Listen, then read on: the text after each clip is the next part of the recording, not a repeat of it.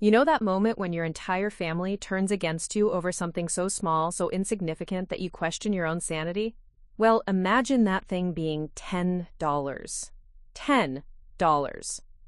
And imagine discovering that this petty argument was actually the key that unlocked a family secret worth millions. My name is Sarah Chen Martinez, and this is the story of how being called greedy over lunch money led to me inheriting the most prestigious mansion in Hillsborough, North Carolina, and exposing the family conspiracy that had been hiding right under my nose for 23 years. Before we jump back in, tell us where you're tuning in from, and if this story touches you, make sure you're subscribed, because tomorrow, I've saved something extra special for you.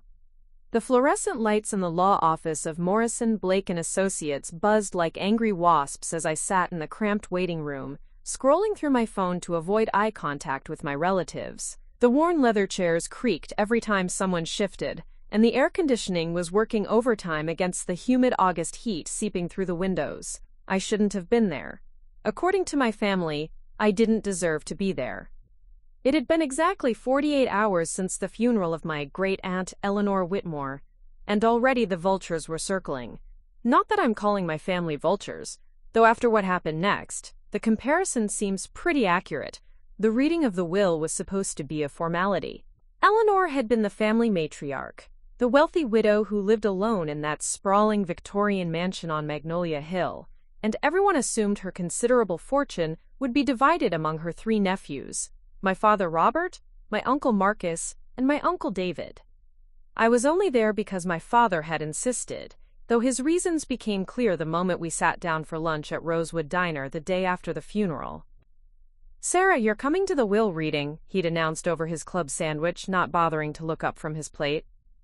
"Dad, I barely knew Aunt Eleanor," I'd replied, pushing lettuce around my Caesar salad. "I haven't seen her since I was maybe 12. "Doesn't matter. Family obligation." My stepmother Janet had snorted from across the booth. "Family obligation? Robert, she showed up to exactly 2 family gatherings in the past decade, and both times she spent the entire evening on her phone." I'd felt my cheeks burn. I was in college, Janet. I had papers due. "There's always an excuse with you, isn't there?" Uncle Marcus had chimed in from the next table over. He'd been eavesdropping as usual.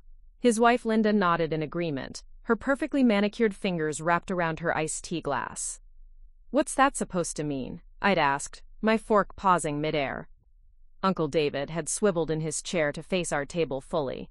"It means you only show up when it's convenient for you, kiddo, like when there might be something in it for you." The accusation hit like a slap. "Something in it for me? I'm here because Dad asked me to come home for the funeral. I took time off work, drove 6 hours from Charlotte." "Oh, here we go," Linda had muttered. "The martyr act." "What martyr act?" My voice was getting louder, and I could feel other diners starting to stare. "I'm trying to be here for family, and you're all acting like I committed some crime."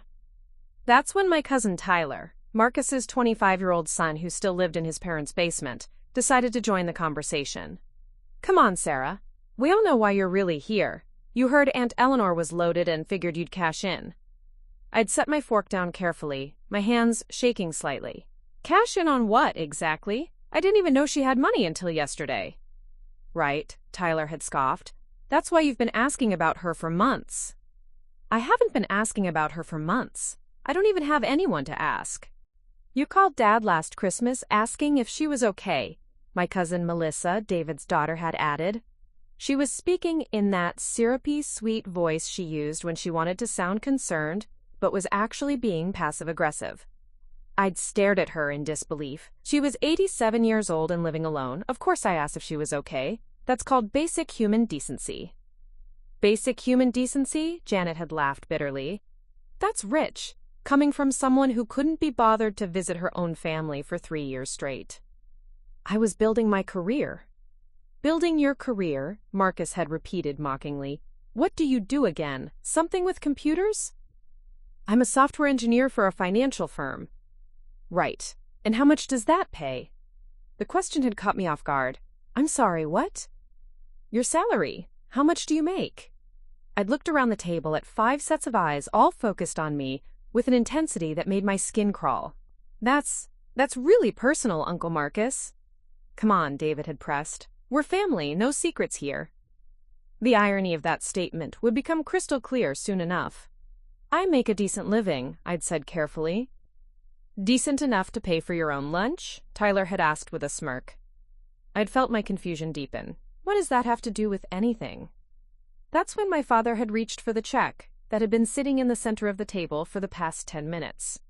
As he pulled out his wallet, he'd paused and looked at me.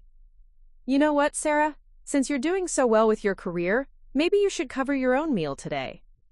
The request had been reasonable enough. I was 28 years old with a good job.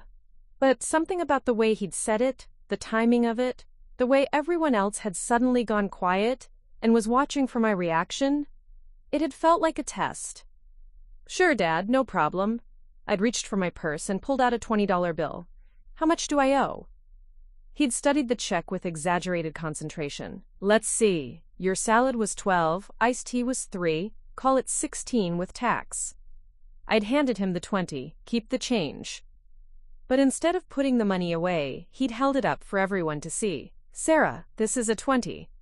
I know, I said, keep the change. The change is $4. Okay? Janet had leaned forward. Robert, just give her the change back. No, he'd said, still holding the bill. Sarah said keep it. She's being generous. There had been something in his tone that I couldn't identify at the time, something that made my stomach twist with unease. Dad, it's $4. It's not a big deal. $4 here, $4 there, Marcus had said. Pretty soon you're talking about real money. I'd looked around the table again, trying to understand what was happening. Are you guys seriously making a thing out of $4? $4 that could have gone to tip the waitress properly, Linda had pointed out. The tip was already included, I'd said, pointing to the line item on the receipt that my father was still holding. But you could have tipped extra, Melissa had added. She was really nice. She was fine, I'd replied, feeling increasingly defensive. And again, the tip was already included. Tyler had shaken his head. This is exactly what I'm talking about. You make good money, but you can't spare an extra $4 for someone working minimum wage. I'd felt my temper starting to flare. You want to talk about minimum wage? Tyler, don't you work part-time at GameStop? His face had reddened. That's temporary. And I'm sure the girl working here is saving up for something too. But you know what? Fine.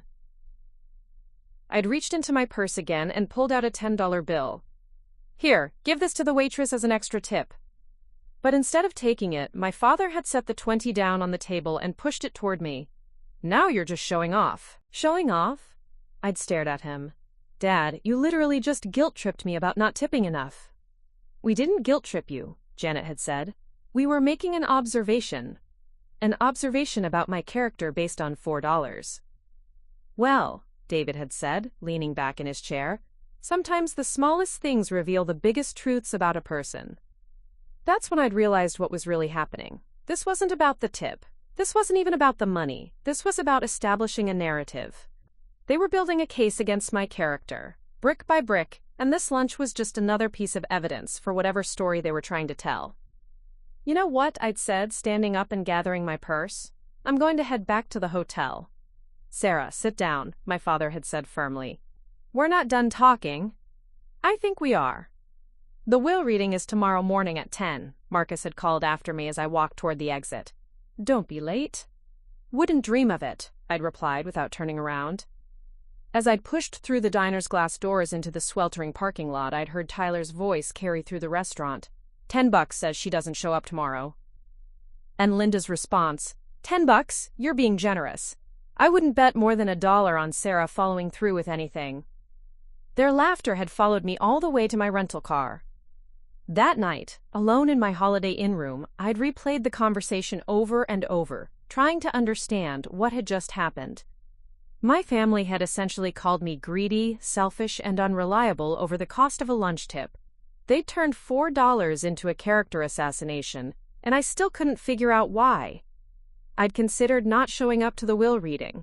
Part of me wanted to prove them right, to be exactly as flaky and unreliable as they'd painted me to be. But something stubborn in me refused to give them the satisfaction. If they wanted to see me as the black sheep of the family, fine. but I wasn't going to make it easy for them. So here I was, sitting in the law office, surrounded by relatives who had spent the past 24 hours treating me like a pariah over $10. The tension in the room was thick enough to cut with a knife. Nobody was making eye contact. My father kept checking his watch. Janet was texting furiously on her phone. Marcus and Linda were whispering to each other in the corner. David was reading a magazine with the kind of intense focus that suggested he was trying very hard to look casual. Tyler and Melissa were both on their phones, probably texting each other about how awkward this all was. And me? I was starting to wonder if this whole trip had been a mistake. Maybe I should have listened to my instincts and stayed in Charlotte. Maybe showing up to family events really was more trouble than it was worth. The receptionist's voice cut through my thoughts.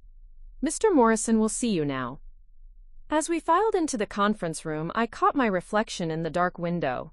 I looked tired, stressed, and completely out of place among my relatives in their dark funeral attire.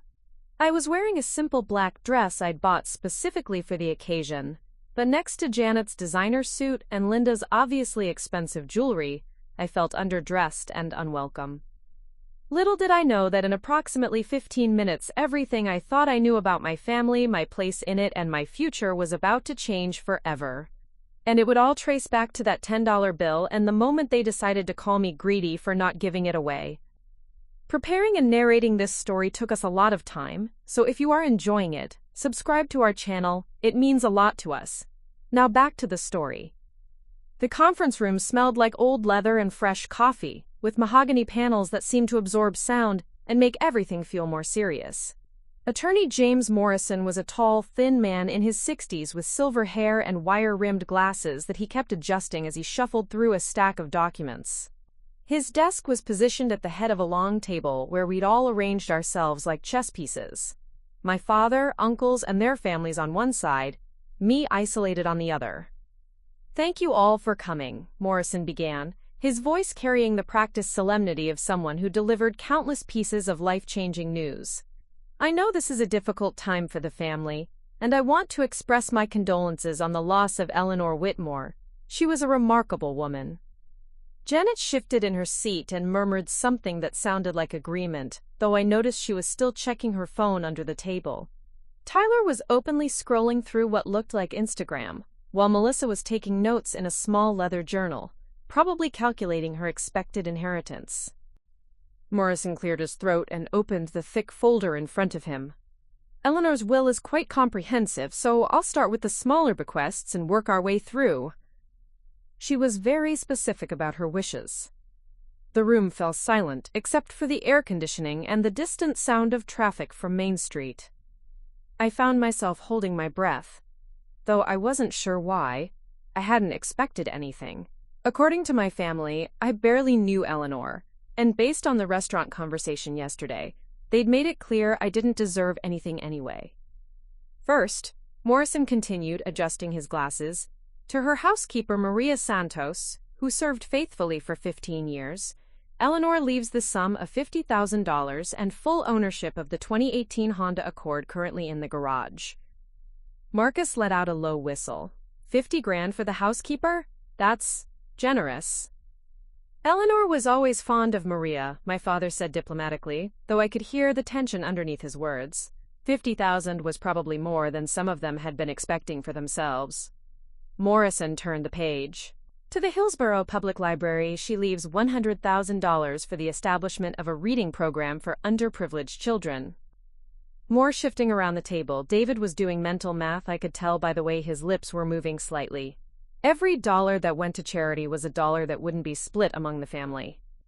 To St. Mary's Episcopal Church, where she was a longtime member, $50,000 for building maintenance and community outreach programs. The atmosphere in the room was growing more tense with each bequest. I watched my relatives' faces as they processed the fact that Eleanor had been giving away substantial amounts of money to outsiders. Tyler had put his phone down and was actually paying attention now. "Now," Morrison said, flipping to a new section, "for the family bequests." This was it. The moment they'd all been waiting for. I could practically feel the anticipation radiating from every person at the table. To my nephew David Whitmore, I leave my collection of first edition books, currently valued at approximately $35,000, and the sum of $25,000. David nodded, trying to look satisfied, but I could see the disappointment in his eyes. $60,000 total was probably a fraction of what he'd been hoping for. To my nephew Marcus Whitmore, I leave my jewelry collection, excluding the family emerald necklace, which will be addressed separately, valued at approximately $40,000, and the sum of $25,000. Marcus and Linda exchanged glances. Linda's expression was carefully neutral, but her fingers were drumming silently on the table. A tell I remembered from childhood when she was agitated. To my nephew Robert Martinez, Morrison continued, and my father straightened in his chair.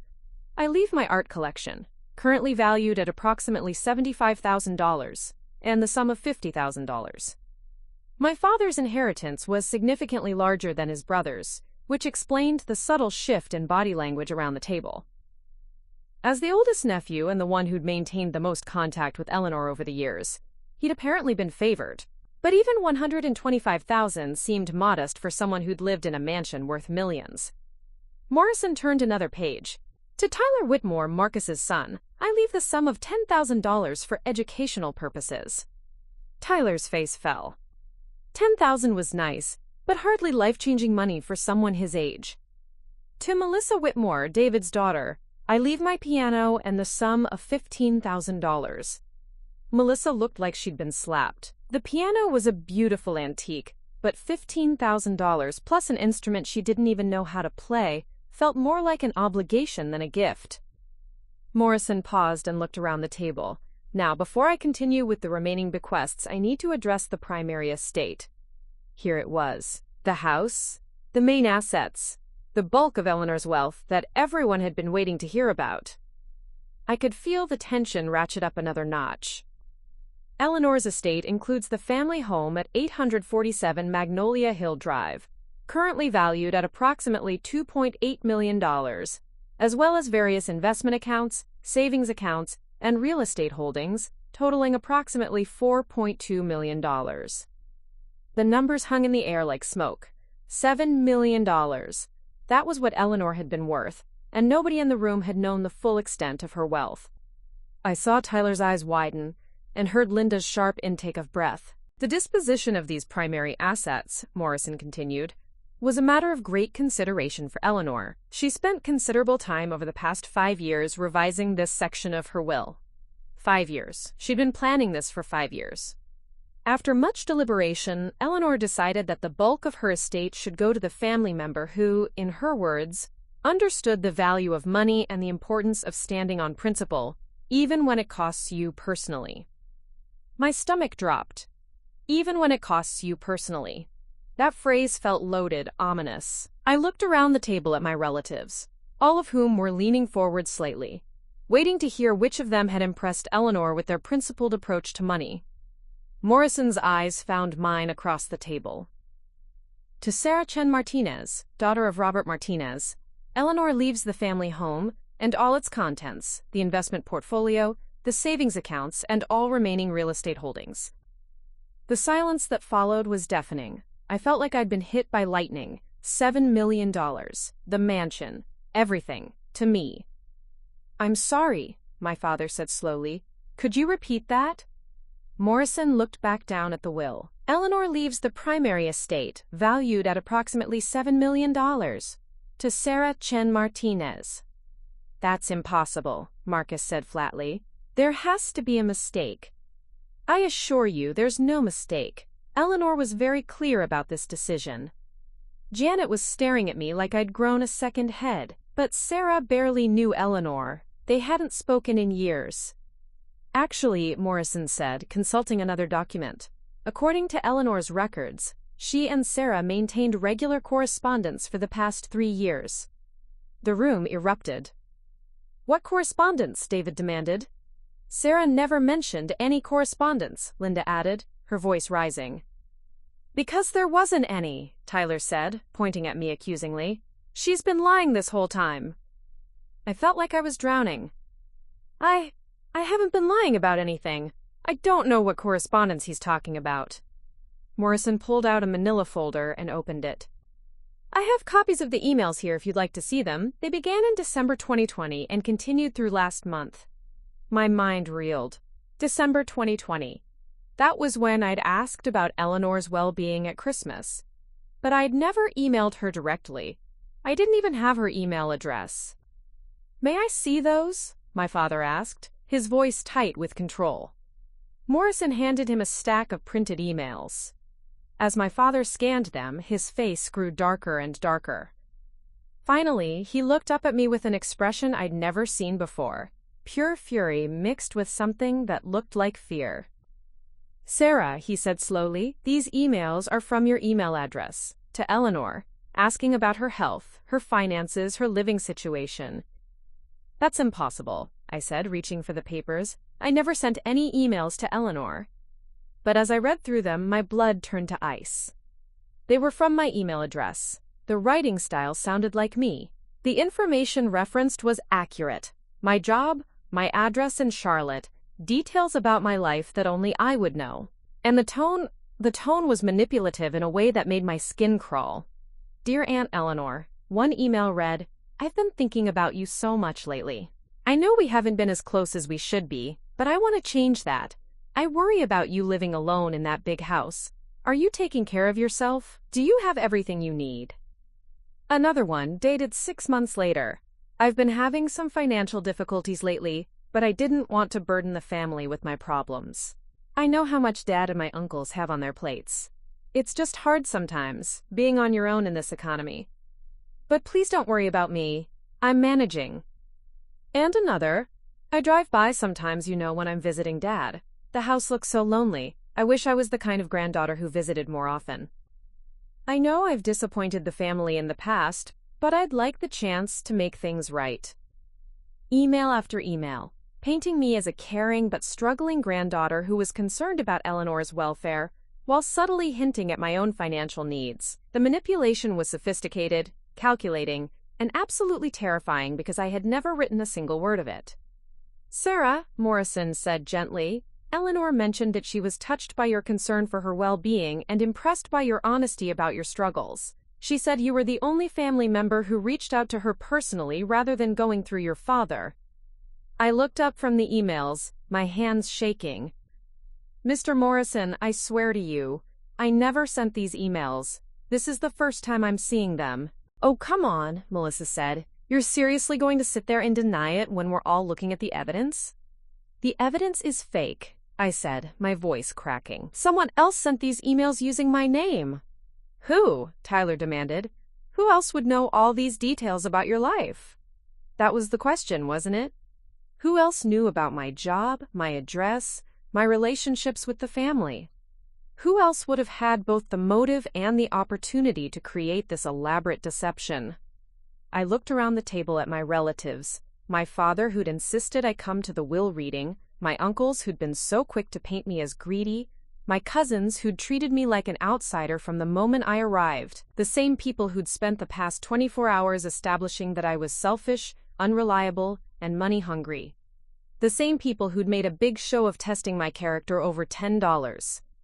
Sarah, my father said, his voice deadly quiet, if you've been manipulating Eleanor behind our backs. I haven't been manipulating anyone. I stood up, clutching the emails. Dad, you know me, you know I wouldn't do this. But as I looked into his eyes, I realized with a sinking heart that he didn't know me at all. None of them did. To them, I was exactly what they'd painted me as yesterday, an opportunistic granddaughter who'd cashed in on an elderly woman's loneliness. Morrison cleared his throat. If I may, there's one more document that Eleanor specifically requested I share in the event that the family questions Sarah's inheritance. He pulled out a handwritten letter, and I could see Eleanor's distinctive script from across the table. Eleanor wrote this letter 3 months before her death. She asked me to read it aloud if there were any disputes about her decision. The room fell silent again as Morrison adjusted his glasses and began to read. If you are hearing this letter, it means my family is questioning my decision to leave my estate to Sarah. I want to be very clear about my reasoning. For the past 3 years, Sarah has been the only family member to check on my well-being without being asked. She has shared her struggles with me honestly, never asking for help, but simply treating me like family. More importantly, I have watched how the rest of my family treats her, and it has broken my heart. I know about the phone calls, the family meetings where Sarah isn't invited, the way you speak about her when you think she can't hear. I know you see her as an outsider, different because of her mixed heritage, different because she chose a career over marriage, different because she doesn't play the family politics that you all seem to enjoy so much. But what you don't understand is that those differences are exactly why she deserves my estate. Sarah is the only one among you who has never asked me for money, never suggested I might be lonely or in need of family guidance, never hinted that I should consider how my assets might be distributed. She treated me like a person, not an inheritance. If you're surprised by this decision, ask yourselves why. Ask yourselves what you might have done differently if you had treated Sarah with the same respect and love you expect her to give the rest of the family. By the time Morrison finished reading, the silence in the room was deafening. I felt like I couldn't breathe. Eleanor had known. She'd known about the family dynamics, the way they treated me, everything. But she'd also believed I'd been writing to her, caring about her, when I hadn't even known she existed beyond family stories. Someone had orchestrated this entire situation. Someone had spent 3 years building a relationship between Eleanor and me that I'd never known existed. Someone had manipulated a lonely old woman into believing I was the caring granddaughter she'd always wanted. And now that same someone had just made me the wealthiest person in the room, while painting me as a calculating manipulator in front of my entire family. As I sat there holding those fake emails, watching my relatives stare at me with mixtures of rage, disbelief, and betrayal, I realized that whoever had done this wasn't just after Eleanor's money. They were after something much more valuable. They wanted to destroy my relationship with my family forever. And judging by the looks on their faces, they'd succeeded beyond their wildest dreams. The silence stretched on for what felt like hours, but was probably only 30 seconds. I could hear my own heartbeat thundering in my ears, as 6 pairs of hostile eyes bore into me across the mahogany conference table. Morrison was carefully reorganizing his papers, clearly uncomfortable with the family drama unfolding in his office. The air conditioning cycled on again, making the only sound in the room besides my father's heavy breathing. Finally, Tyler broke the silence. "So what now? Do we contest the will?" "Absolutely," Linda said immediately. "This whole thing reeks of fraud." "We'll need to prove the emails were forged," David added, leaning back in his chair but keeping his eyes fixed on me. "Get a forensic computer expert to examine everything." I stood up abruptly, the chair scraping against the hardwood floor. "You know what? Go ahead. Get all the experts you want. Investigate everything." My voice was steadier than I felt. "Because when you do, you're going to discover something that's going to shock you a lot more than this inheritance." My father's eyes narrowed. "What's that supposed to mean?" I gathered my purse and slung it over my shoulder. "It means I've been expecting something like this for a long time." The confession dropped into the room like a stone into still water. Everyone froze. "Expecting what?" Melissa asked, her pen poised over her notebook. "Family sabotage," I said simply. "Someone trying to frame me, manipulate situations, make me look bad. This isn't the first time, and honestly, I'm impressed it took this long." Marcus let out a harsh laugh. "Oh, here we go. The persecution complex." "Is it a complex when it's actually happening?" I pulled out my phone and opened a folder I'd hoped I'd never have to use. "Tell me, Uncle Marcus, do you remember Christmas 3 years ago, when Mom's antique ornament mysteriously ended up broken in my coat pocket?" His laugh died. "That was an accident." "Really?" "Because I have security footage from the restaurant parking lot showing Tyler putting it there during dinner." I held up my phone, displaying a screenshot of the timestamp. "Want to see?" Tyler's face went white. "You've been recording us?" "Not recording, protecting myself." I scrolled to another file. "Linda, remember my college graduation party? When someone told Aunt Dorothy that I'd called her cooking inedible trash behind her back?" Linda's carefully applied makeup couldn't hide the way her face flushed. "I have no idea what you're talking about." Voice memo, Melissa's phone to yours. June 15th, 2019, 3:47 p.m. Want me to play it?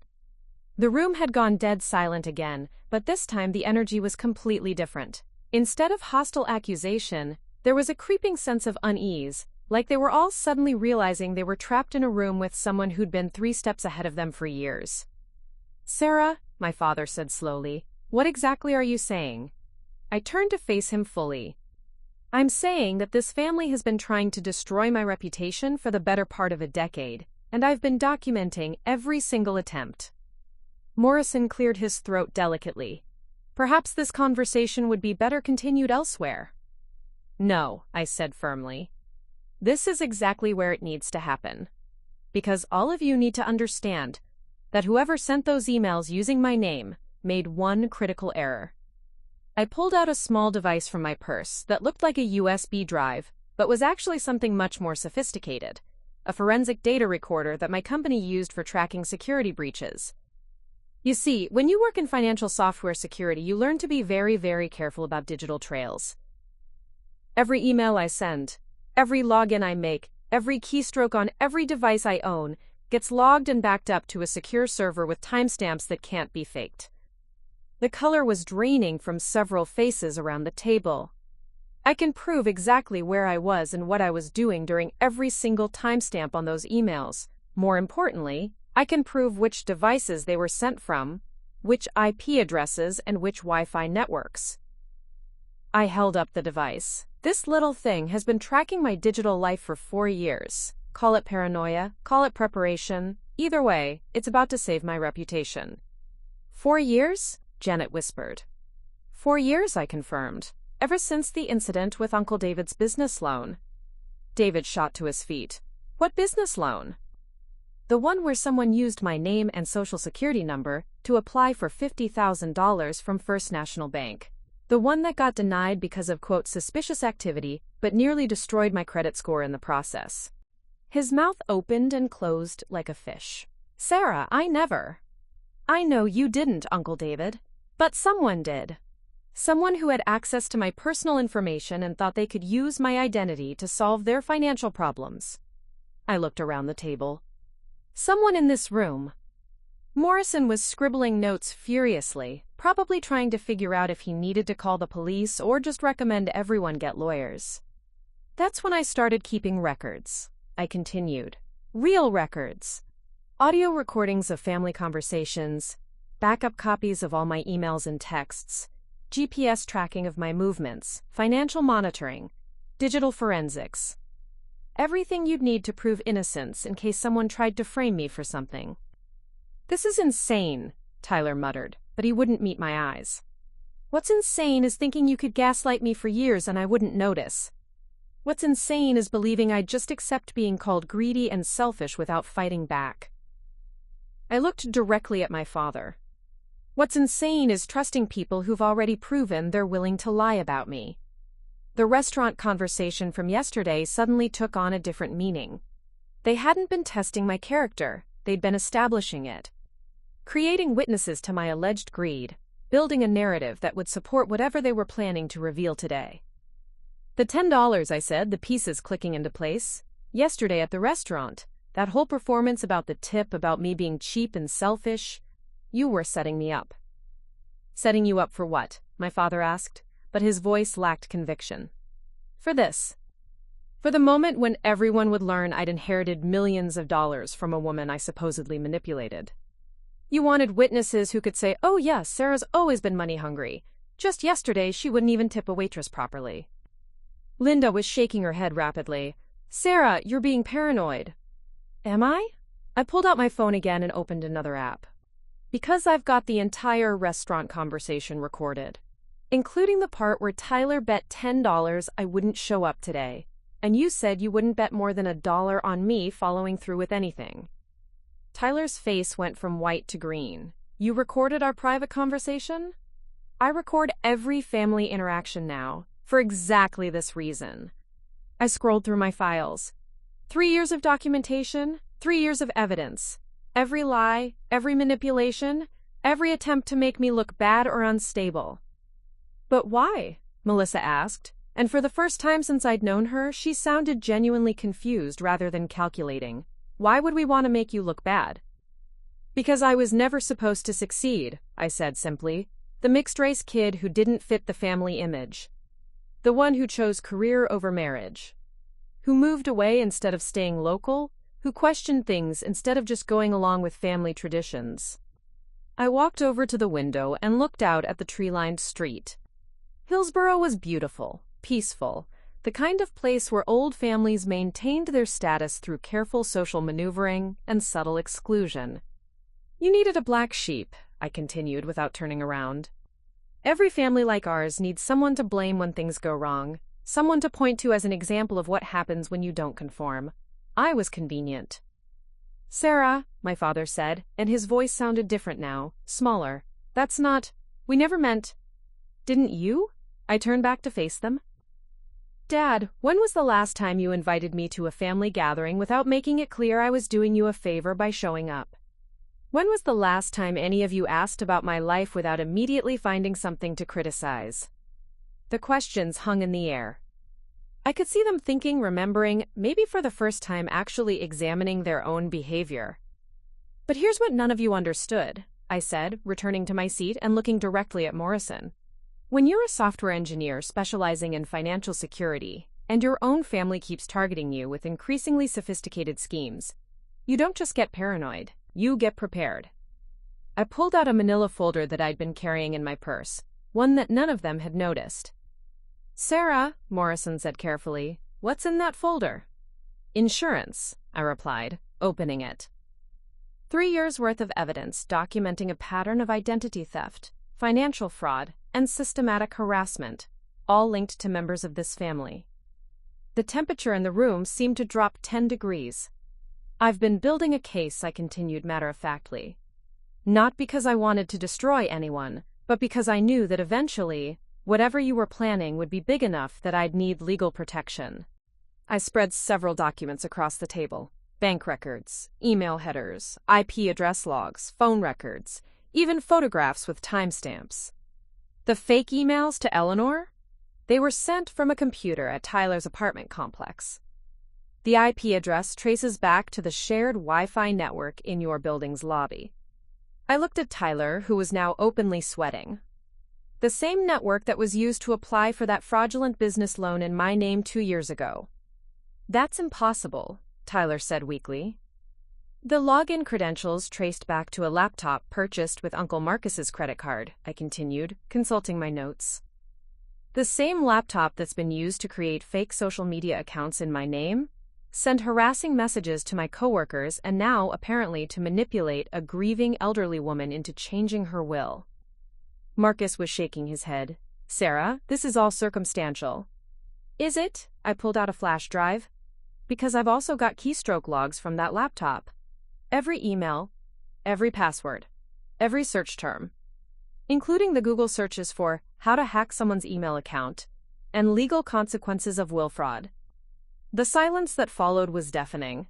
Morrison was staring at the documents like they might bite him. My family members were looking at each other with expressions ranging from panic to betrayal.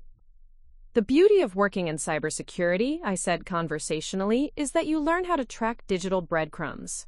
And when those breadcrumbs lead back to your own family, well, you make sure you've got enough evidence to protect yourself. So what now? David asked, his voice barely above a whisper. I gathered my documents and stood up. Now I'm going to do exactly what Eleanor intended. I'm going to inherit her estate, honor her memory, and use her money to build something meaningful. And us? Linda asked. I paused at the door and looked back at them, my father who'd never really defended me, my uncles who'd seen me as a threat, my cousins who'd treated me like a stranger, my stepmother who'd never missed a chance to point out my shortcomings. You're going to have a choice to make, I said. You can accept that your little scheme backfired and that Eleanor saw through whatever lies you told her about me. Or you can keep fighting, in which case I'll be forced to turn this evidence over to both the police and the IRS.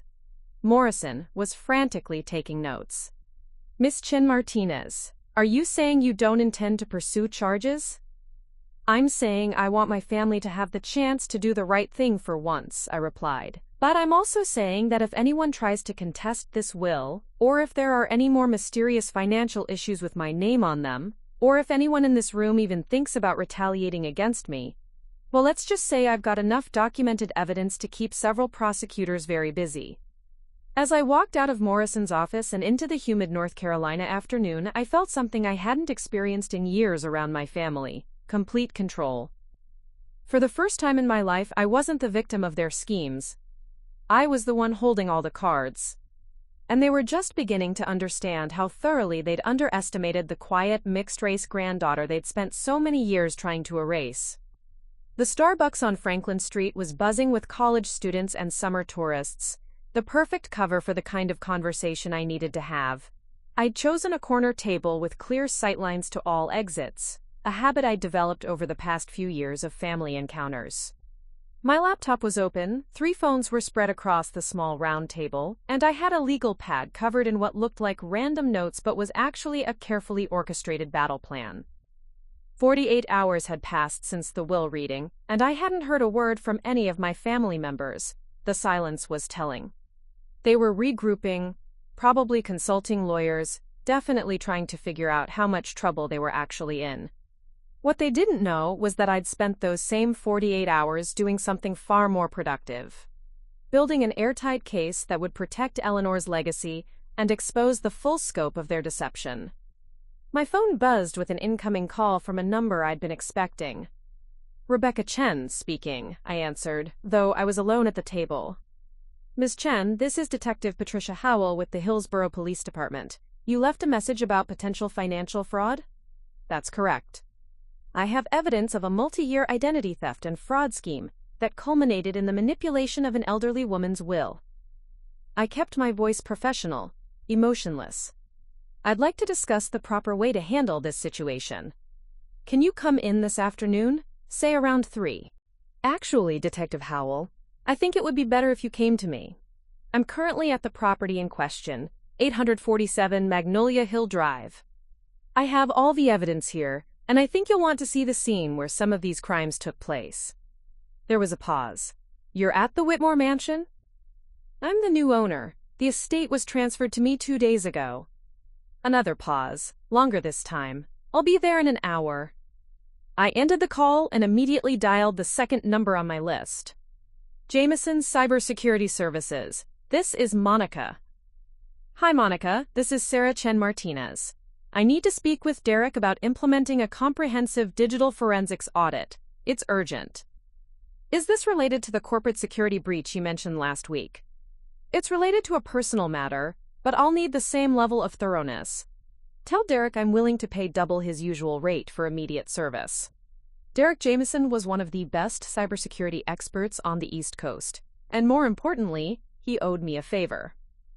6 months ago, I'd helped his company identify a vulnerability in their client database that could have cost them millions in lawsuits. Now it was time to collect. "Derek can be there by noon," Monica confirmed. "What's the address?" As I gave her Eleanor's address, I caught sight of a familiar car pulling into the Starbucks parking lot, my father's silver Honda Accord. He sat in the driver's seat for several minutes, clearly working up the courage to come inside. I watched him through the window, noting the slumped shoulders, the way he kept running his hands through his hair, classic signs of stress. Finally, he got out of the car and walked toward the entrance. I closed my laptop and gathered my phones, leaving only one visible on the table. When he spotted me and approached, I was the picture of someone casually working on a Saturday morning. "Sarah," he said, sliding into the chair across from me without being invited. "We need to talk." "Hello, Dad. Coffee's good here if you want some." He ignored the suggestion. "You can't be serious about pursuing this inheritance." I tilted my head slightly. "Why not?" "Because it's based on lies. Those emails, that relationship with Eleanor, none of it was real." "You're absolutely right," I said calmly. "None of it was real. Someone created an elaborate fiction to manipulate a lonely old woman. The question is, who?" His jaw tightened. "Sarah, this isn't a game." "No, it's not." I leaned forward slightly. "It's fraud, identity theft, elder abuse, and depending on how deep this goes, potentially RICO violations." The blood drained from his face. "RICO? Racketeering. When you have multiple people engaged in a pattern of criminal activity over an extended period." I kept my voice conversational, like we were discussing the weather. The fake emails, the business loan application, the social media harassment, the credit card fraud attempt last year, it all adds up to a conspiracy. What credit card fraud? I pulled out my phone and showed him a screenshot.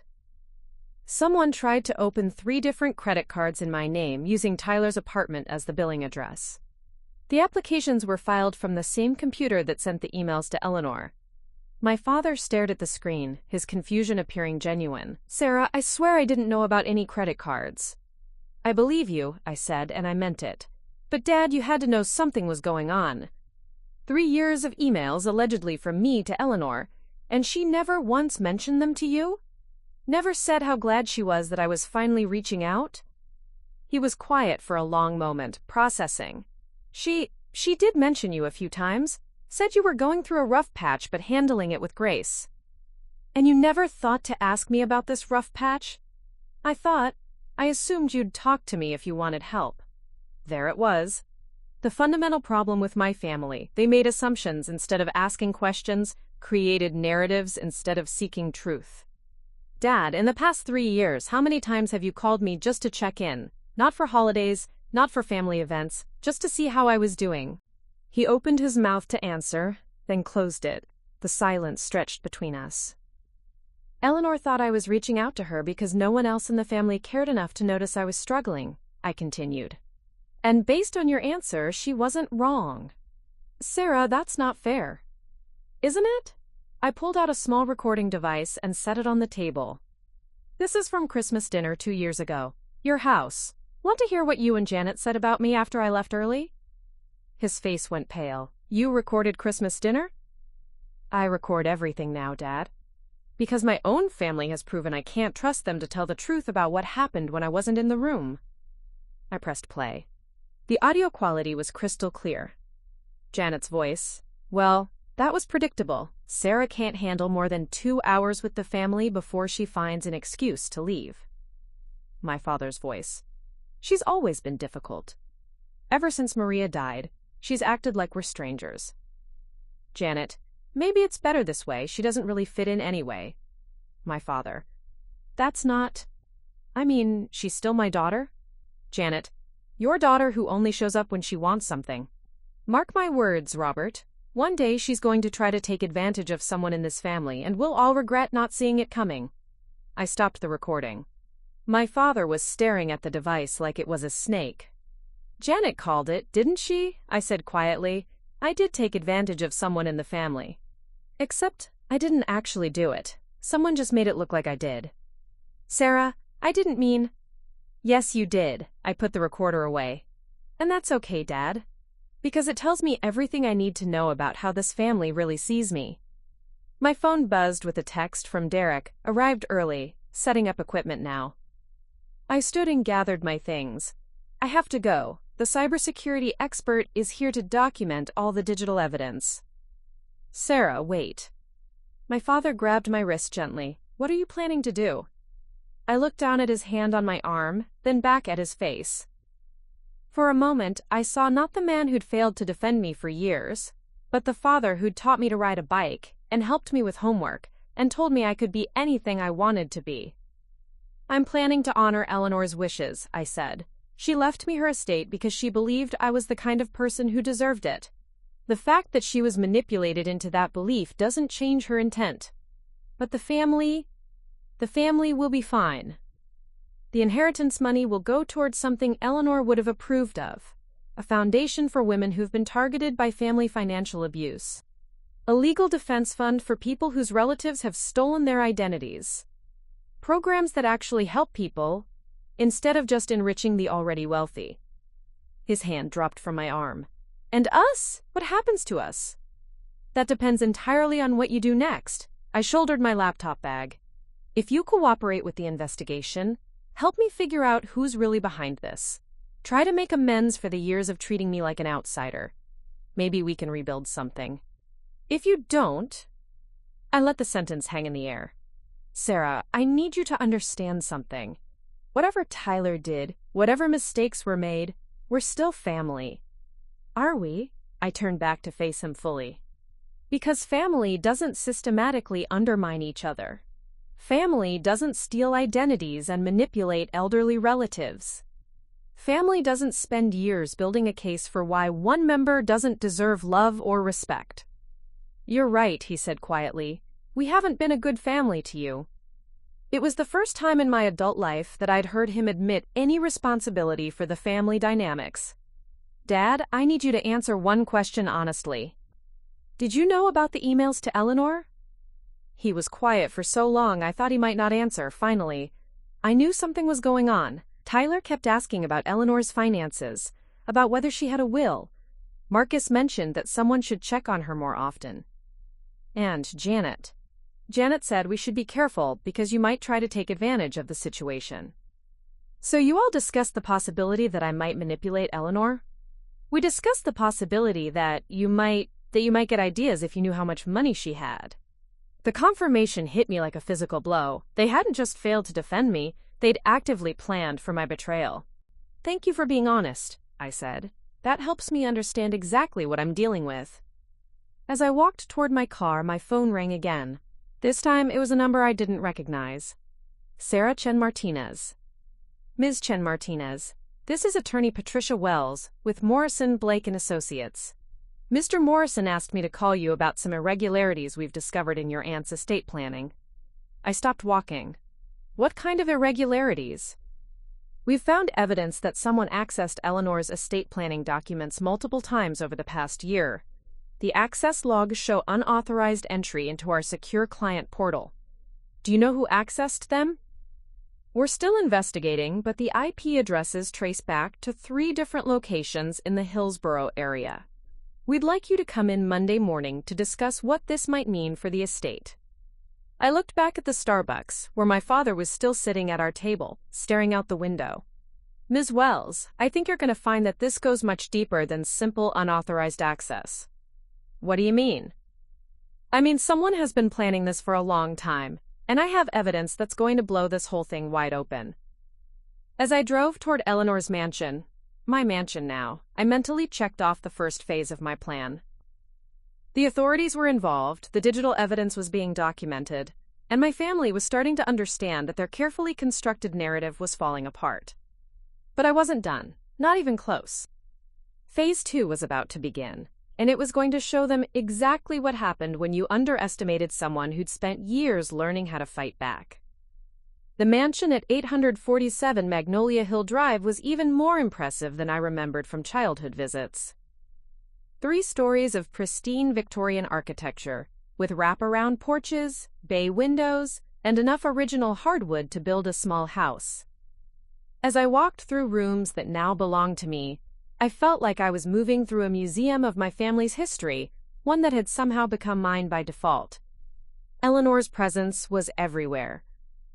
Fresh flowers that Maria, the housekeeper, had clearly been maintaining, books with bookmarks still tucked between pages, reading glasses left casually on side tables as if she'd just stepped out for a moment. It was surreal to think that this woman I barely knew had entrusted me with not just her material wealth, but her entire world.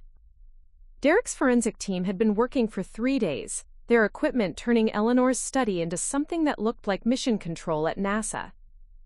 Cables snaked across the Persian rug, connecting laptops to external drives to devices I couldn't even identify.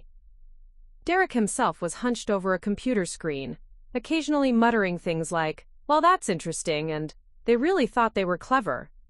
"Sarah," he called without looking up, "you need to see this." I set down the box of Eleanor's personal papers I'd been sorting through and walked over to his workstation. The screen showed what looked like a complex flowchart, with lines connecting different devices, IP addresses, and timestamps. "What am I looking at?" "The digital fingerprint of your family's operation." He pointed to different nodes on the chart. "This is a sophisticated, coordinated effort, spanning multiple devices, locations, and participants. They weren't just sending fake emails, they were building an entire false digital identity for you. The scope of it was breathtaking. Red lines connected Tyler's laptop to fake social media accounts created in my name. Blue lines showed the path from Marcus's home Wi-Fi to fraudulent credit applications. Green lines traced the emails to Eleanor through a virtual private network that bounced the signals through 3 different states. "How long has this been going on?" I asked. "Based on the metadata, at least 4 years. But Sarah, this isn't just about you." Derek pulled up another screen. They were also monitoring Eleanor. Keyloggers on her computer, software that tracked her browsing habits, even remote access to her email accounts. I felt a chill run down my spine. They were spying on her? More than that, they were studying her. Look at this. He showed me a detailed analysis of Eleanor's online behavior. Shopping patterns, interests, social connections. Even the times of day she was most likely to check email. Someone was building a psychological profile. To manipulate her more effectively. Exactly. They knew she donated to literacy charities, so your fake emails mentioned struggling to afford educational materials. They knew she was lonely, so you allegedly wrote about feeling isolated from family. They knew she valued independence, so you supposedly expressed admiration for her self-reliance. I stared at the screen, feeling sick. They turned her own personality against her. Derek nodded grimly. It's actually brilliant, in a completely evil way. They created the perfect granddaughter for Eleanor specifically, one who embodied all the qualities she valued most. My phone buzzed with a call from Detective Howell. I'd been expecting this. "Detective, what did you find?" "Ms. Chen Martinez, we need to talk. How soon can you get to the station?" "Is this about the digital evidence?" "It's about the scope of what we're dealing with. This isn't just fraud, it's organized criminal activity. We're talking federal charges." I looked at Derek, who was making notes on a legal pad. "I'll be there in an hour." As I drove toward downtown Hillsborough, I passed the Rosewood Diner, where my family had staged their performance about the tip money. It felt like a lifetime ago, but it had only been a week. A week since they'd tried to establish my greed as a character trait, not knowing they were actually providing me with evidence of their premeditation. The police station was a modern brick building that looked more like a suburban office complex than a law enforcement facility. Detective Howell met me at the front desk, a tall woman in her 40s with graying hair pulled back in a practical ponytail and the kind of direct gaze that suggested she'd seen everything at least twice. "Ms. Chen Martinez, thank you for coming in. We've been busy since our last conversation." She led me to a conference room where several other people were waiting. A man in an expensive suit who introduced himself as Assistant District Attorney Michael Chang, a woman with FBI credentials named Agent Sarah Rodriguez, and a younger man with a laptop who was apparently a federal cybercrime specialist. "Ms. Chen Martinez," Ada Chang began, "based on the evidence you've provided and our own investigation, we have probable cause to believe that multiple members of your family have been engaged in a pattern of criminal activity, including identity theft, wire fraud, computer crimes, and elder abuse." I sat down carefully. "How many people are we talking about?" Agent Rodriguez consulted her notes. "At least 4 active participants, possibly more. Tyler Whitmore appears to be the primary technical operator. Marcus Whitmore provided funding and resources. Someone using your father's home computer accessed Eleanor's financial records. And we found evidence that your stepmother, Janet Martinez, was communicating with someone about managing the Sarah situation." The phrase hit me like a slap. Managing the Sarah situation? Text messages between Janet Martinez and Linda Whitmore discussing ways to, quote, keep Sarah from getting ideas about Eleanor's money, and, quote, making sure everyone understands what kind of person she really is. I felt my hands clench into fists under the table. They hadn't just been planning to frame me, they'd been planning it for years. "There's more," Detective Howell said gently. "We executed search warrants this morning. Tyler's apartment, Marcus's house, your father's home office. We found physical evidence." "What kind of evidence?" "Printed copies of Eleanor's financial statements, handwritten notes about her daily routines, photographs of her house taken with a telephoto lens. A notebook with different versions of emails they might send in your name, including ones they apparently decided were too obvious." The cybercrime specialist looked up from his laptop. They also had backup plans. If the email manipulation didn't work, they were prepared to try other approaches. Fake medical emergencies, manufactured family crises, even forged legal documents. We found draft letters claiming you were in financial trouble and needed Eleanor's help, Agent Rodriguez added. Plans to stage situations where you'd appear to be taking advantage of her generosity. They were building an entire false narrative about your character and your relationship with Eleanor. I sat back in my chair, overwhelmed by the scope of their deception. How long had they been planning this? Ada Chang flipped through a thick folder. Based on the evidence, at least 2 years of active planning, possibly longer. This wasn't a crime of opportunity. It was a carefully orchestrated long-term operation. What happens now? Now we arrest them, Detective Howell said simply. Federal warrants are being issued as we speak. Tyler Whitmore, Marcus Whitmore, Linda Whitmore, and Janet Martinez will be taken into custody within the next few hours. What about my father? The room got quiet. Agent Rodriguez exchanged glances with the ADA. Your father's situation is more complicated, Chang said carefully.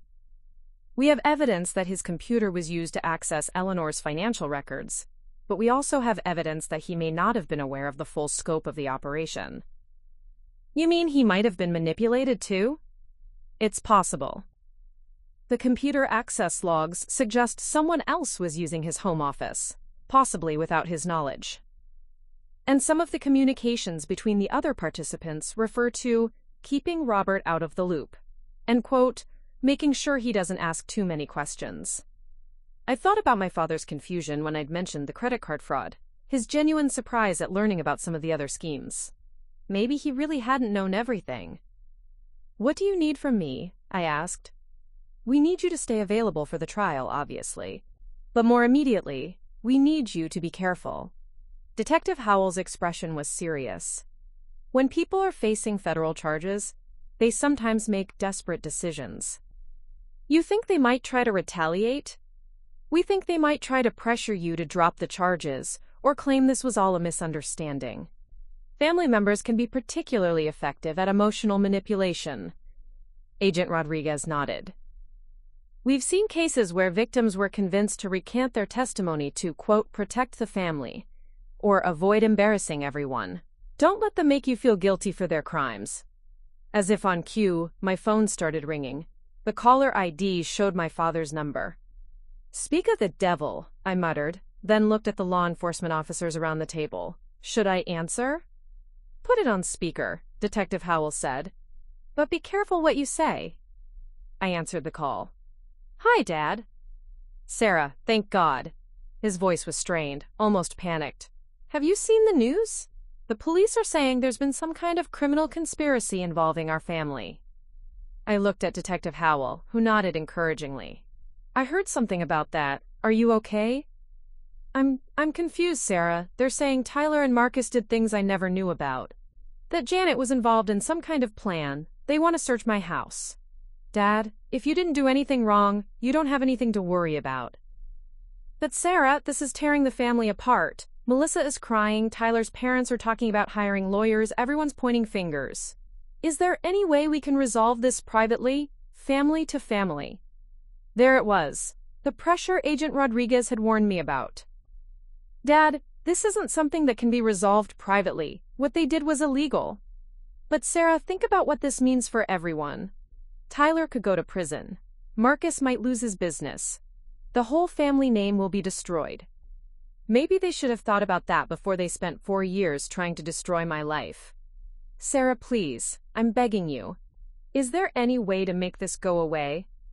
I looked around the table at the serious faces of the law enforcement officers, then at the thick folders of evidence documenting years of systematic abuse. Dad, let me ask you something. In all the time this was happening, the fake emails, the financial manipulation, the character assassination, did you ever once stand up for me? Did you ever question whether the stories you were hearing about me might not be true? The silence on the phone stretched on so long I thought the call might have dropped. Sarah, I thought I was protecting the family. From what? From me. From conflict. From having to choose sides. You did choose a side, Dad. You chose everyone else. Sarah, that's not fair. Isn't it? I looked at Detective Howell, who was taking notes. Dad, I have to go. If you want to talk more, you should probably call your lawyer. I ended the call and sat back in my chair, emotionally drained. "How do you feel?" Agent Rodriguez asked gently. "Like I've been living in an alternate reality for years," I admitted. "Like everything I thought I knew about my family was wrong." "That's normal," she said. "Family fraud cases are particularly difficult because they involve people you trusted completely." Detective Howell gathered her papers. "Sarah, we'll keep you updated on the arrest and the court proceedings. In the meantime, I'd recommend staying at the mansion rather than your apartment in Charlotte. It's more secure, and frankly, it's yours now." As I drove back to Eleanor's house, my house, I felt a strange mixture of vindication and sadness. Justice was being served, but it came at the cost of losing the family I'd spent my whole life trying to belong to. But maybe that family had never really existed in the first place. Maybe it had always been an illusion, carefully maintained by people who needed someone to blame, someone to exclude, someone to use as a measuring stick for their own virtue. My phone buzzed with a text from an unknown number. "We know where you live." I immediately forwarded the message to Detective Howell, then pulled into the driveway of the mansion. As I sat in the car looking up at the house that had become my refuge, I realized something important. For the first time in years, I wasn't afraid. I wasn't waiting for the next attack, the next manipulation, the next betrayal. I was home. The first domino fell on a Tuesday morning. I was sitting in Eleanor's sunroom, drinking coffee and reading the local newspaper, when my phone buzzed with a news alert from the Hillsborough Herald. 4 arrested in elder fraud conspiracy, federal charges filed. The article was brief but devastating. Tyler Whitmore, 25, charged with wire fraud, identity theft, and computer crimes. Marcus Whitmore, 58, charged with conspiracy and elder abuse. Linda Whitmore, 56, charged as an accessory. Janet Martinez, 52, charged with conspiracy and witness intimidation. What struck me most was the mugshots. Tyler looked defiant, chin raised like he was posing for a school photo. Marcus appeared shell-shocked, his usually perfect hair disheveled. Linda was clearly crying, mascara streaked down her cheeks. But Janet looked furious, her eyes burning with the kind of rage that suggested she blamed everyone but herself for the situation. My father wasn't mentioned in the article, which meant the authorities had decided there wasn't enough evidence to charge him, yet. The second domino fell 3 hours later when my phone rang with a call from a number I didn't recognize. "Sarah? It's Melissa." I almost dropped the phone. My cousin's voice was barely above a whisper, shaky and raw like she'd been crying for hours. "Melissa? Sarah, I need to talk to you. Can I come over?" I looked around Eleanor's pristine living room, with its antique furniture and family portraits that now belonged to me. "Come over here? To the mansion?" "I don't have anywhere else to go," her voice cracked. "Please." Against my better judgment, I agreed. An hour later, I watched through the front window as a beat-up Honda Civic pulled into the circular driveway. Melissa got out slowly, like she was moving through water, and I barely recognized her. The put-together young woman who'd been taking notes during the will reading was gone. In her place was someone who looked like she hadn't slept in weeks. When I opened the front door, she stood on the porch for a moment, staring up at the house like she was seeing it for the first time. "It's really yours now," she said quietly. "It is." She followed me into the living room, her eyes taking in the expensive furniture, the original artwork, the crystal chandeliers. I always wondered what it looked like inside. Dad never brought us here when we were kids. I settled into Eleanor's favorite armchair while Melissa perched on the edge of the sofa like she might need to run at any moment. "Melissa, what's going on?" She was quiet for so long I thought she might not answer. Finally, "My dad lost his job yesterday. The bank said having an employee charged with elder fraud was inconsistent with their values. Mom's been crying for 3 days straight. And Tyler?" She shook her head. "Tyler's in federal custody. They denied bail because he's considered a flight risk." "I'm sorry," I said, and surprisingly, I meant it. "Are you?" She looked at me directly for the first time since arriving. "Because you could stop this, Sarah. You could tell them it was all a misunderstanding. There it was. The real reason for her visit." "Melissa, it wasn't a misunderstanding. Your brother spent 4 years systematically trying to destroy my life. I know, the admission came out as a whisper. I know, and I'm sorry, and I hate that I'm here asking you to forgive him anyway. Her honesty caught me off guard. I'd been prepared for manipulation, for guilt trips, for anger. I hadn't been prepared for genuine remorse. Tell me something, I said. Did you know about the emails, the fake accounts, any of it? She was quiet again, her hands twisting in her lap. Not exactly. But I knew something was going on.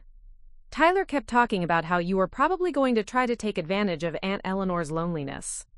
Mom and Dad would have these whispered conversations that stopped whenever I walked into the room. And Janet. She looked up at me. Janet really hated you, Sarah. I never understood why. Because I didn't fit the image she had of what this family should be. Maybe.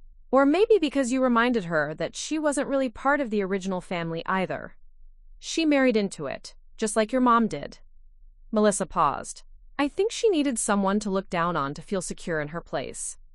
It was a more insightful analysis than I'd expected from my cousin. So you knew they were planning something? I knew they were worried about Eleanor's will. Dad kept saying we needed to manage expectations and make sure certain people didn't get ideas above their station. She met my eyes again. I'm not stupid, Sarah. I knew he was talking about you. But you didn't try to stop it. I didn't know how bad it was going to get. I thought maybe they'd just exclude you from family events or speak badly about you behind your back. I didn't know about the fake emails or the identity theft or any of the computer stuff. I studied her face, looking for signs of deception, but she seemed genuinely distraught. Melissa, why are you really here? She took a shaky breath. Because my family is falling apart, and it's our fault, and I don't know how to fix it. Tyler's looking at serious prison time. Dad can't find another job. Who's going to hire someone associated with elder fraud? Mom's having panic attacks. And your dad, she stopped. What about my dad? He's not doing well, Sarah. He keeps saying he should have known, should have protected you, should have seen what was happening. Janet's arrest hit him really hard because some of the evidence came from their shared computer. I felt an unexpected pang of sympathy. He wasn't charged. No, but the FBI, I made it clear he's still under investigation. They think he might have known more than he's admitting. Melissa leaned forward. Sarah, he's been calling Eleanor's old friends, trying to understand what kind of person she really was, what she would have wanted. What did he find out? That she was lonely, but she was also sharp. Her friends said she often talked about family dynamics, about how some people get scapegoated while others get protected. They said she was particularly interested in stories about family members who succeeded, despite being underestimated. The description made me think of the will reading, of Eleanor's letter defending her decision to leave me the inheritance. She hadn't just been manipulated by fake emails, she'd been observing our family dynamics for years. There's something else, Melissa continued. Dad found out that Eleanor had been trying to reach out to you directly for months before she died. She sent letters to your apartment in Charlotte, but they were returned as undeliverable. I frowned. That's impossible. I've lived at the same address for 3 years. That's what Dad thought too, so he checked with the postal service. Melissa pulled out a folded paper from her purse. Someone filed a mail forwarding request in your name, redirecting your mail to a P.O. box in Tyler's name. The paper was a copy of an official mail forwarding form, complete with a forged signature that looked remarkably like my handwriting. The effective date was 6 months before Eleanor's death. They intercepted her letters, I said, the pieces falling into place. Eleanor was trying to contact me directly, but they made sure I never got her messages. Dad thinks that's when they realized they needed to create the fake email relationship.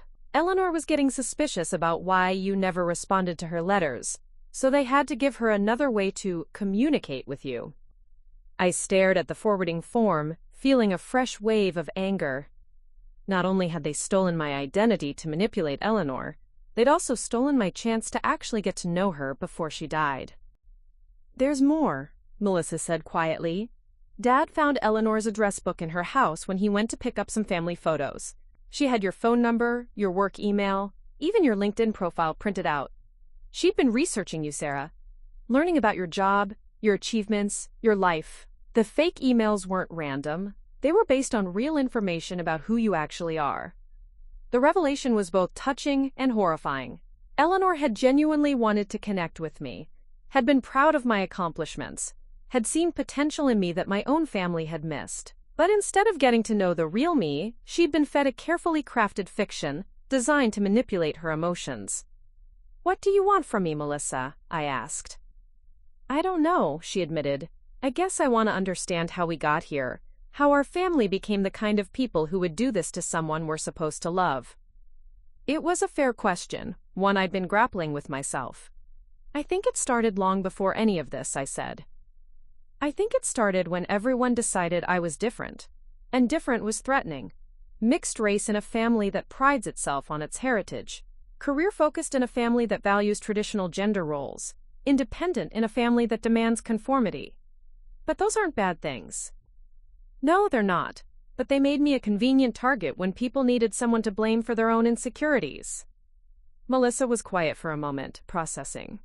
"Sarah, I need to ask you something, and I need you to be honest with me." "Okay." "Are you going to use Eleanor's money to hurt us? I mean, you have millions now. You could destroy what's left of our lives if you wanted to." The question revealed something important about how my family saw wealth. As a weapon to be used against others, rather than a tool to build something positive. "Melissa, the money isn't for revenge. Eleanor left it to me because she believed I would use it responsibly. I'm not going to waste it on petty family vendettas." "So what are you going to do with it?" I looked around the room that had become my sanctuary, thinking about Eleanor's real motivations, about the letters she'd tried to send, about the lonely woman who'd wanted to connect with the granddaughter she'd never really known. I'm going to honor her memory by helping other people who've been targeted by family fraud. People who've had their identities stolen by relatives, who've been scapegoated and manipulated and excluded. I met Melissa's eyes. People like me. She nodded slowly. "That sounds like something Eleanor would have wanted." "I think so too."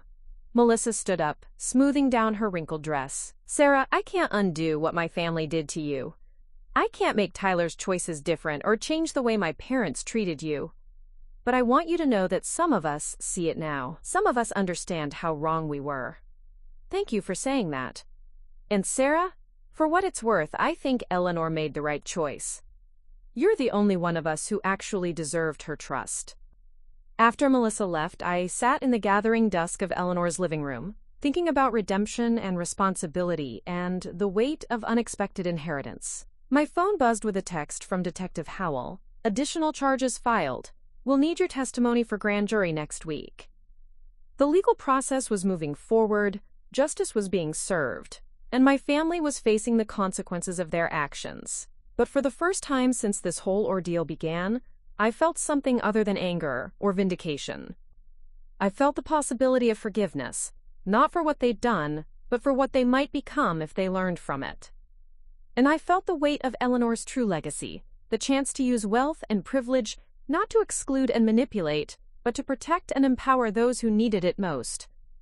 The key was hidden in the last place I thought to look, taped to the underside of Eleanor's jewelry box, wrapped in a piece of paper with my name written in her distinctive handwriting. I'd been methodically going through her personal belongings, trying to understand the woman who'd changed my life, when my fingers brushed against something that shouldn't have been there. The paper was folded around an ornate brass key, the kind that belonged to old furniture or safety deposit boxes. Eleanor's note was brief. "Sarah, if you're reading this, it means they succeeded in keeping us apart, but you found your way to the truth anyway. The key opens what they never wanted you to find. Safety deposit box 247, First National Bank. Ask for Mr. Peterson. He's been waiting for you." I stared at the note for a long moment, my heart racing. Eleanor had known. Somehow she'd known that someone was manipulating our communications, and she'd left me a way to discover the truth. An hour later, I was sitting across from James Peterson, a bank manager in his 70s who looked like he'd been expecting this meeting for months. "Ms. Chen Martinez," he said, sliding a thick manila envelope across his desk. "Eleanor Whitmore left specific instructions about this box. She said if anyone other than you tried to access it, I should contact the authorities immediately." "How long has it been here?" "She opened the account 18 months ago. Made her first deposit then, but she's been adding to it regularly since. The last time was just 2 weeks before she passed away. He led me to the vault, where safety deposit box 247 sat in a wall of identical metal rectangles. When he inserted my key and his master key simultaneously, the box opened to reveal a treasure trove that made my breath catch. There were dozens of letters, all addressed to me in Eleanor's handwriting, with dates spanning the past 2 years. There were photocopies of emails, not the fake ones that had been used to manipulate her, but real correspondence from someone using a different email address. There were bank statements, financial records, and what appeared to be a private investigator's report. And at the bottom, a sealed envelope marked, "For Sarah's eyes only, the complete truth." Peterson left me alone in a small private room to examine the contents. With shaking hands, I opened the first letter, dated almost exactly 2 years ago. My dear Sarah, I'm writing this letter knowing you may never receive it through normal channels. I've begun to suspect that someone in our family is intercepting our communications, though I'm not yet sure who or why. If you're reading this, it means you've found the safety deposit box, which means my suspicions were correct. I want you to know that I've been trying to reach out to you directly for months. I sent letters to your apartment, called your office, even tried to contact you through social media. Each attempt has been met with silence, which is so unlike the young woman I remember from your childhood. Curious, communicative, eager to learn about the world around her. I set the letter down, my hands trembling. Eleanor had been trying to contact me all along. Every assumption my family had made about me not caring, not reaching out, not being interested in family connections, it had all been orchestrated to keep us apart. I picked up the next letter, dated 6 months later. Sarah, I've hired a private investigator. I hope you'll forgive the intrusion, but I needed to understand what was happening. The report confirms what I suspected. You never received any of my letters. More troubling, someone has been redirecting your mail and monitoring your communications. The investigator also provided me with information about your real life, your career achievements, your volunteer work with women's shelters, your efforts to mentor young women in technology. I'm so proud of the person you've become, and I'm heartbroken that our family hasn't recognized your accomplishments. I've made a decision. I'm changing my will to reflect what I believe you deserve, but I'm also setting up this safety deposit box as insurance. If something happens to me before we can reconnect properly, I want you to have the evidence of what really occurred. The private investigator's report was thorough and devastating. It documented the mail forwarding scheme, traced the fake email accounts, and provided a timeline of Tyler's activities that stretched back almost 3 years. But more than that, it revealed the scope of the surveillance operation. They hadn't just been intercepting my communications with Eleanor. They'd been monitoring my entire digital life. Social media accounts, online banking, even my work email had been compromised. Someone had been building a comprehensive profile of my life, not to understand me, but to prevent Eleanor from understanding who I really was. The most damning evidence was a series of printed emails between Tyler and someone using the address familyfirst2020@protonmail.com. The messages revealed the true scope of their planning. Tyler, the email account is working. She's responding to Sarah's messages like we hoped. Family first, good. Remember, keep it subtle. We want her to think Sarah is reaching out, but not too aggressively. The goal is to build a relationship slowly. Tyler, what if she tries to call Sarah directly? Family first, we've taken care of that. Phone calls get redirected to a number that goes straight to voicemail. If she leaves messages, we'll create responses that match our narrative. Tyler, this feels wrong. What if Sarah finds out? Family first, Sarah won't find out because Sarah will never know Eleanor was trying to contact her. By the time this is over, Eleanor will believe Sarah was the perfect granddaughter, and Sarah will inherit exactly what she deserves. Nothing, because the will contest will prove she's a manipulative fraud. I stared at that last message, reading it over and over. They hadn't just been planning to steal Eleanor's inheritance. They'd been planning to frame me for the theft, then contest the will to prove I was unworthy of it. The goal was never just to get the money. It was to destroy my reputation so thoroughly that I'd never recover from it. But who was family first? The email address wasn't linked to any name in the messages, and Tyler was clearly taking orders rather than giving them. The answer was in Eleanor's final envelope, the one marked, "For Sarah's eyes only." Inside was a single sheet of paper with a revelation that made my blood run cold. Sarah, by now you've read the evidence and understand the scope of what was done to both of us. But there's one more truth you need to know. One that explains everything. The person coordinating this entire operation, the one using the email address FamilyFirst2020, is not who you think it is. My investigator was able to trace the account through a security vulnerability. The emails were sent from a computer registered to Maria Santos. Your mother, my dear. Your own mother has been orchestrating this betrayal from the beginning. The paper fell from my hands. Maria Santos, my mother who had died when I was 15, whose maiden name I'd carried as part of my hyphenated surname. But Maria Santos was also the name of Eleanor's housekeeper, the woman who'd been with her for 15 years, the woman who'd received $50,000 in the will. I fumbled for my phone and called Detective Howell. Detective, I need you to run a background check on Maria Santos, Eleanor Whitmore's housekeeper. I think she might be... Ms. Chen Martinez, she interrupted. We've been trying to reach you. Maria Santos was arrested this morning.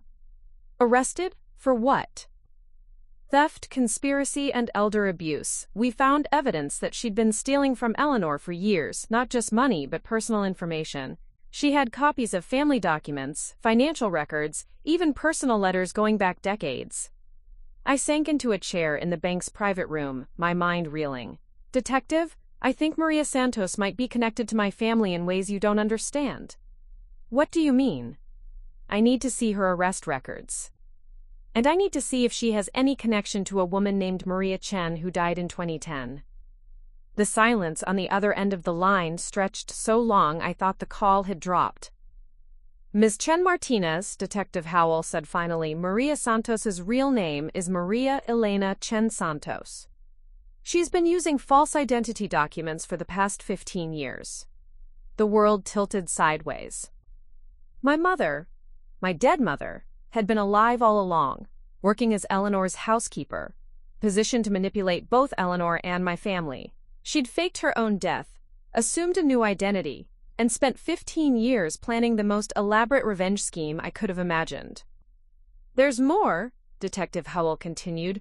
We found journals in her apartment, detailed plans going back years. She knew about Eleanor's will, knew about the family dynamics, knew exactly how to manipulate everyone involved. But why? I whispered. According to her writings, she blamed her father's family for rejecting her, for treating her like an outsider because of her ethnicity. She believed they'd stolen her daughter from her, meaning you, by making you feel like you didn't belong. The irony was staggering. My mother had orchestrated an elaborate scheme to frame me for manipulation, using my own family's prejudices against me, all while believing she was protecting me from their rejection. She wanted Eleanor to leave you the inheritance, Detective Howell explained. But she also wanted to destroy your relationship with your father's family permanently. The plan was for you to inherit the money, then be accused of fraud, then be vindicated when the real evidence came out, but only after the family had turned against you completely. So I'd get the money, but lose the family. Exactly. She saw it as justice. You'd get what you deserved financially, but you'd be free from people who'd never truly accepted you. I thought about my mother as I'd known her, warm, loving, but always slightly sad around my father's family, always making comments about how different she was, how she didn't fit in. I'd thought she was just insecure. I hadn't realized she was planning. Detective, how did she fake her death? Car accident. Body was never recovered from the river. Which should have been a red flag. She'd been planning it for months. New identity documents, savings accounts under the assumed name, even plastic surgery to change her appearance slightly. I looked around the bank vault, at the evidence of my family's crimes, at the proof of my mother's manipulation, at the inheritance that had come to me through such a twisted path. What happens now? Now we sort out the biggest family fraud case this county has ever seen. Your mother will be charged with conspiracy, fraud, and faking her own death. Your family members are still facing their charges. And you, she paused, you get to decide what kind of justice you want. As I sat in that small room, surrounded by the evidence of how thoroughly my life had been manipulated by people who claimed to love me, I realized something profound. I was finally free. Free from a family that had never truly accepted me. Free from a mother whose love had been conditional on my victimhood. Free from the need to prove myself to people who'd already decided I wasn't worthy. But most importantly, I was free to decide what Eleanor's legacy would really mean. Not just for me, but for everyone who'd been caught in the crossfire of my family's dysfunction. The final truth wasn't just about who had betrayed me. It was about who I was going to become now that I understood the full scope of what I'd inherited. Not just money and property, but the power to break cycles of manipulation and abuse that had been generations in the making. And for the first time in my life, I knew exactly what I was going to do with that power. The conference room at Morrison, Blake & Associates looked different this time. Instead of the tension-filled family gathering from 6 weeks ago, it now held a carefully assembled group of people who would determine how Eleanor's true legacy would unfold. Detective Howell sat beside ADA Chang, both with thick folders of evidence. Derek had his laptop open, still documenting the digital trail of deception. And across from me sat the most unlikely person of all. My father, looking older than I'd ever seen him, holding a letter he'd written in his own hand. The past 2 weeks had been a whirlwind of revelations, arrests, and decisions that would reshape everything. Maria Santos, my mother, had been charged with conspiracy, elder fraud, identity theft, and faking her own death.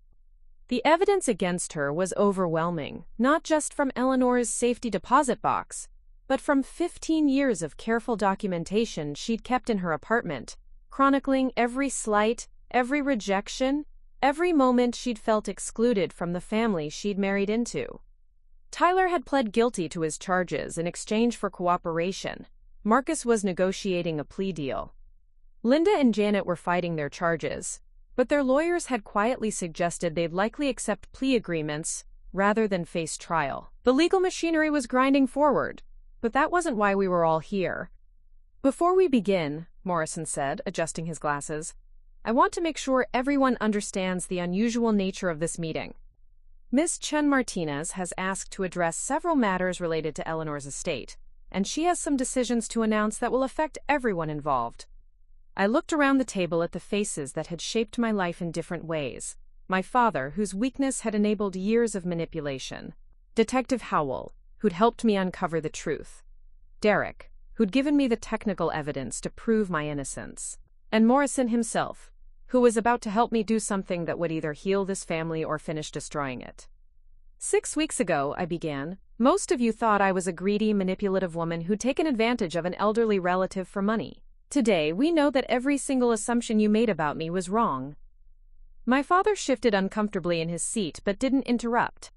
We also know that I'm the legal inheritor of Eleanor Whitmore's estate, not because I manipulated her, not because I schemed for it, but because someone else's manipulation happened to align with what Eleanor actually wanted to do anyway. I pulled out a folder I'd prepared with help from both Morrison and a team of estate planning experts. Eleanor's investigator didn't just document the fraud being committed against both of us. He also did background research on me at Eleanor's request. She knew about my volunteer work with domestic violence shelters, my mentoring program for young women in technology, my financial contributions to literacy programs. She knew I'd been quietly helping people for years, even when my own family was systematically undermining me. Derek nodded. The evidence shows Eleanor had been planning to change her will in Sarah's favor, even before the fake email campaign began. Your mother's scheme accidentally supported something Eleanor was already considering. Which brings me to my first decision, I continued. I'm not giving the inheritance back. The words hung in the air. I saw my father's shoulders slump slightly. I'm not giving it back because it was never meant for people who would use it to maintain the status quo, to preserve family hierarchies, or to reward loyalty over character. Eleanor wanted her money to go to someone who would use it to help others. That's exactly what I intend to do.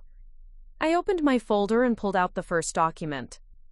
I'm establishing the Eleanor Whitmore Foundation for Family Justice. The foundation will provide legal support, counseling, and financial assistance to people who've been targeted by family fraud, identity theft, or systematic abuse by relatives. Morrison nodded approvingly. He'd helped me draft the foundation documents. The foundation will be funded by the majority of Eleanor's estate, approximately $5.5 million. The remaining $1.5 million will be used to maintain the mansion as a safe house and resource center for survivors of family-based financial abuse. Detective Howell looked impressed. That's a substantial commitment. Eleanor deserves a legacy that actually helps people. But more than that, all of us deserve to break the cycles of manipulation and abuse that have defined this family for generations. I turned to my father, who was staring at the letter in his hands. "Dad, I know you have something you wanted to say." He looked up at me, his eyes red-rimmed with exhaustion and what might have been tears. "Sarah, I don't know where to begin."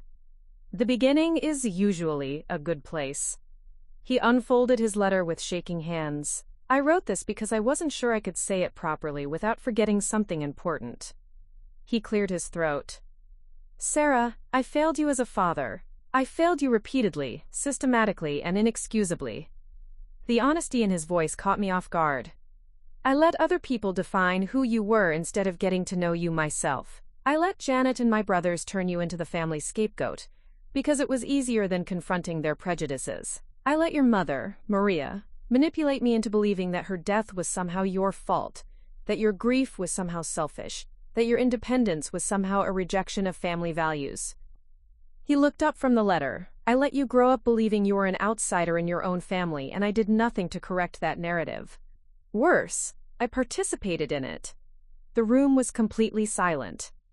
When the investigators showed me the evidence of what had been done to you, the intercepted letters, the stolen identity, the systematic harassment, I realized that every single time you'd been accused of being difficult, or selfish, or manipulative, you'd actually been responding to real attacks on your character and your identity. His voice broke slightly. "You weren't paranoid, Sarah. You were under siege, and instead of protecting you, I helped load the weapons." I felt tears stinging my eyes despite my determination to stay composed. "There's more," he continued. "After Maria was arrested, I found documents in our house, Sarah, that showed she'd been planning this for years. She had detailed psychological profiles of everyone in the family, including you. She knew exactly how to manipulate each of us to get the outcome she wanted." "What kind of profiles?" Detective Howell asked. My father consulted his letter again. "She knew that Janet was insecure about her place in the family, so she fed Janet's jealousy about Sarah's mixed heritage. She knew that Marcus was financially stressed, so she suggested that Sarah might be a threat to family inheritance. She knew that Tyler felt overlooked, so she positioned him as the technical expert who could, quote, protect the family from Sarah's alleged schemes." "And me?" I asked quietly. "She knew you were isolated and defensive, so she ensured that every family interaction would confirm your worst fears about not belonging. She wanted you to feel rejected so you'd be grateful for Eleanor's acceptance. She wanted the family to turn against you, so you'd have no choice but to start over somewhere else." The complexity of my mother's manipulation was staggering. She'd orchestrated not just the inheritance fraud, but years of family dysfunction designed to push me toward a specific outcome. "But Sarah," my father continued, "there's something else Maria didn't understand, something she couldn't manipulate." "What's that?" "Your character. Despite everything we put you through, despite all the ways we failed you, you became an extraordinary person anyway. You built a successful career, you helped other people, you maintained your integrity even when your own family was actively working against you." He folded his letter carefully. "Maria thought she was rescuing you from a family that would never accept you. What she didn't realize is that you'd already transcended us. You'd already become someone who didn't need our acceptance to be whole." I wiped tears from my cheeks, unsure how to respond to this level of honesty from a man who'd spent my entire adult life disappointing me. "Dad, where do we go from here?" "I don't know," he said simply. "I hope we can build something new, something based on who you actually are, instead of who we assumed you were. But I understand if that's not possible. I understand if the damage is too extensive to repair." I looked around the table at the people who'd helped me uncover the truth, who'd supported me through the legal process, who'd witnessed my family's dysfunction and my mother's elaborate revenge scheme.